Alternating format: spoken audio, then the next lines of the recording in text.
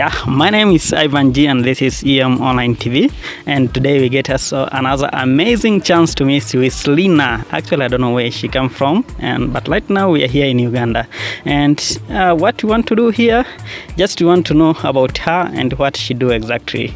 Lina, welcome to EM Online TV, and my name is Ivan G. And what we do here, just we share some inspiration story, and people they can get to learn from each other according to these stories. So firstly, I wish to know maybe when they say Lina, who is Lina?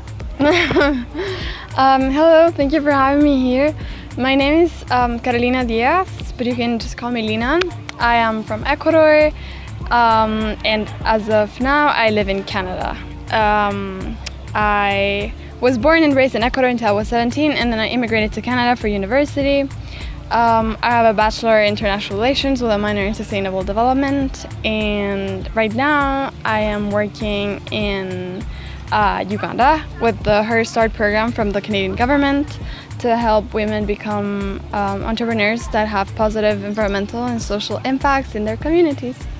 Yeah, that is nice. Another things which I realize, especially in Uganda and Africa, when they reach chance to reach to university, it is very hard to take a decision which course they can go and pursue.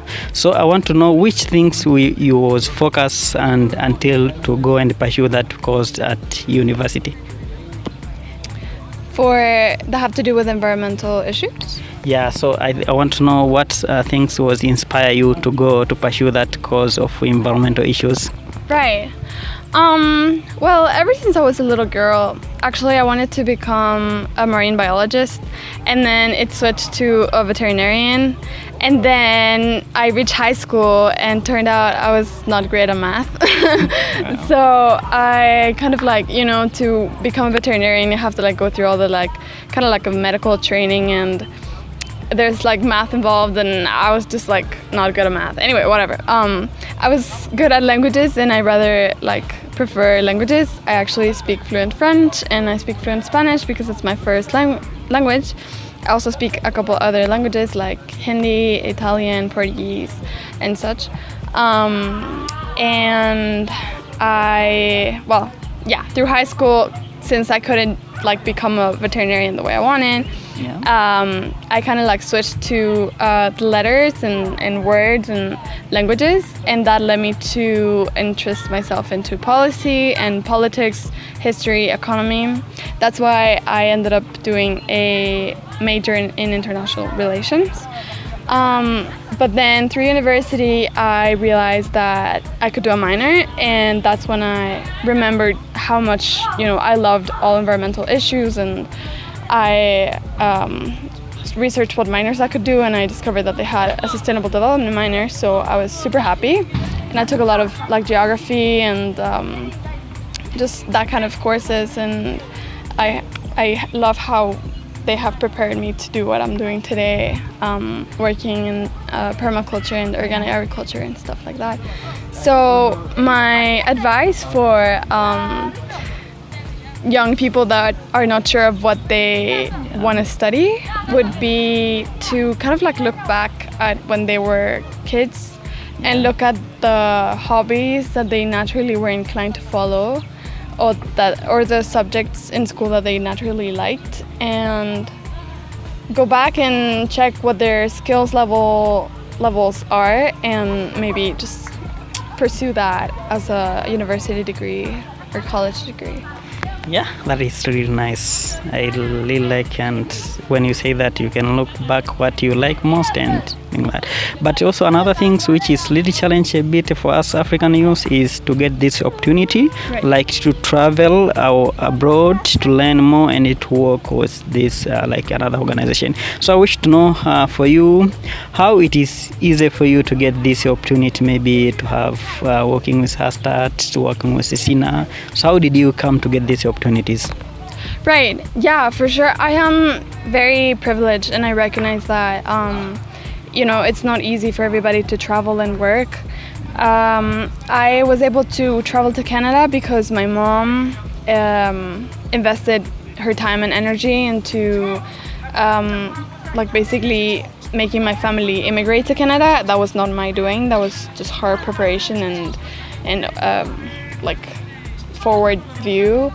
But to come here to Uganda, I applied through this program that the Canadian government has because it's for Canadians and permanent residents.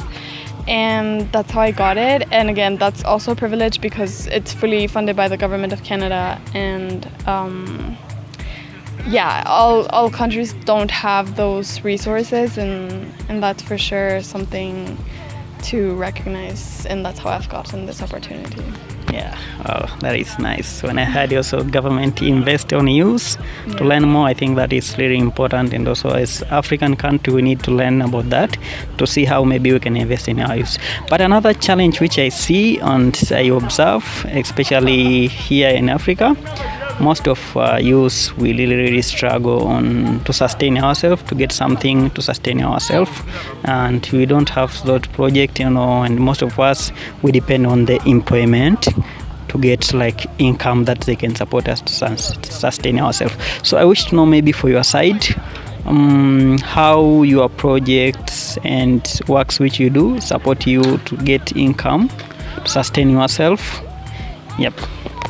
Well, again, as I mentioned, I'm right now paid by the government of Canada to be here. So it's kind of an ambassador like model that they have for Canadians to go like around the world and be able to be here. So that is how I am sustaining myself. But I do recognize that it is very hard for youth to get employment, and I would feel that it's not Canada that is excluded from that. Actually, like before getting this program, I spent a couple of months unemployed and I was looking for work. I got this opportunity and obviously I followed it.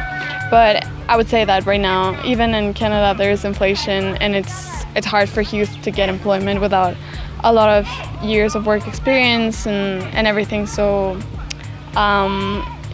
it's a struggle. We're all struggling. You get up in the morning and you do what you have to do. You work, and I guess you just kind of try and follow opportunities that present themselves to you and try to make yourself a path through life. But yeah. Yeah, that is nice. Maybe this could be almost lasty.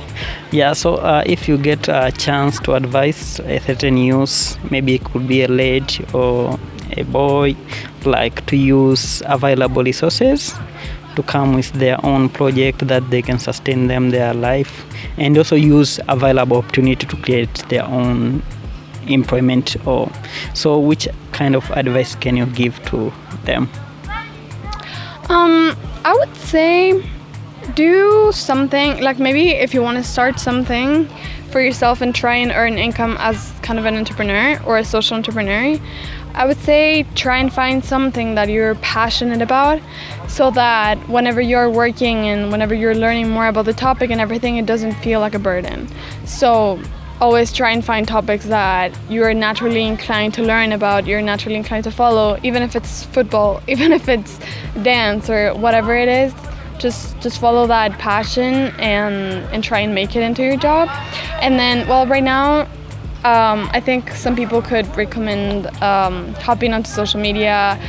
I personally think it's a little bit saturated because there's everybody going into social media, but of course you can give it a try.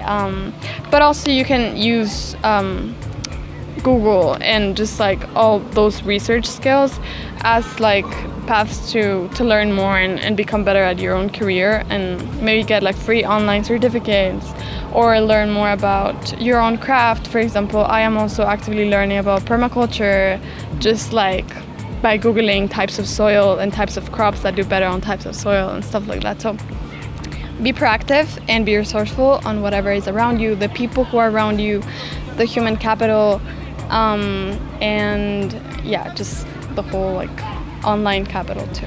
Yeah, and maybe lastly, how can you say about this SINA or Social Innovation Academy? Anything about SINA? Yeah. SINA is great. I love SINA. Social Innovation Academy, Django International. This is the Django branch. it's a great place. There's a lot of great people that come around that have great ideas. They're trying to change the world, and they're trying to have positive impacts in the lives of people.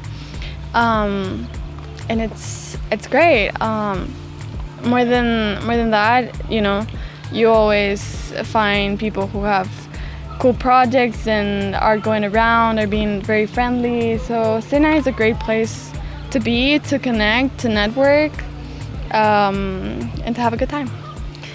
Yeah, thank you so much. It is really been a good moment, and I will get a lot from my sister, and especially when she shared with me about the advice which she give for you, especially do something which is relating to your passion, and also invest your time on searching and getting some knowledge on internet. Don't use internet for entertainment only, but you can use also it for profit or for benefit, or for coming with something which it can make you survive in life.